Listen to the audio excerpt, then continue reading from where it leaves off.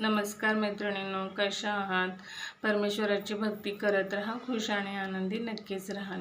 तर मैत्रिणींनो, आपल्या आयुष्यात एक ना अनेक संकट येतच असतात. एक गेलं की दुसरं दाराशी उभंच असतं.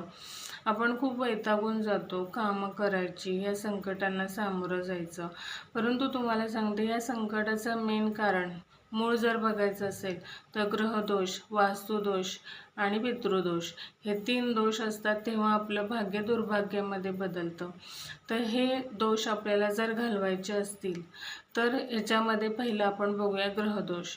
तर ग्रहदोषामध्ये काही दोष असतात जे आपल्याला नकळतपणे झालेले असतात. घर बांधताना म्हणा किंवा आपल्या कर्मातून. आपलं कर्म हे आपण इतकं पवित्र ठेवलं पाहिजे, पण तसं लोक ठेवत नाहीत आणि मग त्याचे दोष आपल्याला, आपल्या मुलाबाळांना, आपल्या वंशाला लागत असतात. मग आपण त्यासाठी काय करायचं, तर आपण नामस्मरण करायचं. घरात कंटिन्यू नामस्मरण झालं पाहिजे. आणि दुसरी गोष्ट म्हणजे पॉझिटिव्ह गोष्टी घरामध्ये कशा आल्या पाहिजेत, काय सेवा केल्या पाहिजेत हे बघायचं. तर त्यासाठी कापूर घरात जाळणं ही एक अत्यंत शुभ आणि ग्रहदोष दूर करणारी गोष्ट आहे.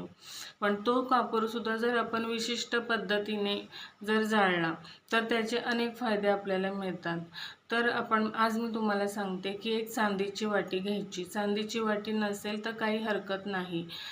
आपण साधी दिवाळीत मिळणारी पंतीसुद्धा आपण घेऊ शकतो. त्याच्यामध्ये 2 लवंगा आणि 1 कापूर हे घेऊन रात्री जेवण झाल्यानंतर भांडी कट्टा स्वच्छ झाल्यानंतर त्या कट्ट्यावर ही वाटी ठेवून द्यायची, पंती ठेवून द्यायची आणि त्याच्यावर कापूर आणि या 2 कापुराला जाळलं की त्या लवंगा त्याच्यासोबत जळतात.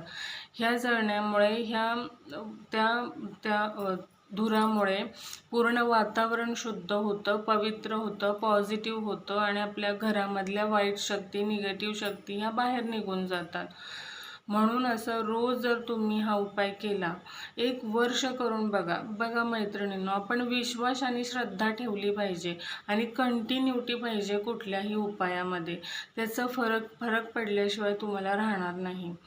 तर हे केल्यामुळे आपल्या घरातील आर्थिक अडचणी दूर होतात, घरातील नातेसंबंध सुधारतात, लोक एकमेकांवर प्रेम करू लागतात, एकमेकांचा आदर करतात, एकमेकांच्या भावना समजून घेतात आणि आपली पैशाची चणचण दूर होते, आजारपणं कमी होतात. तर हा उपाय नक्की करून बघा आणि परमेश्वराचं नामस्मरण करत राहा.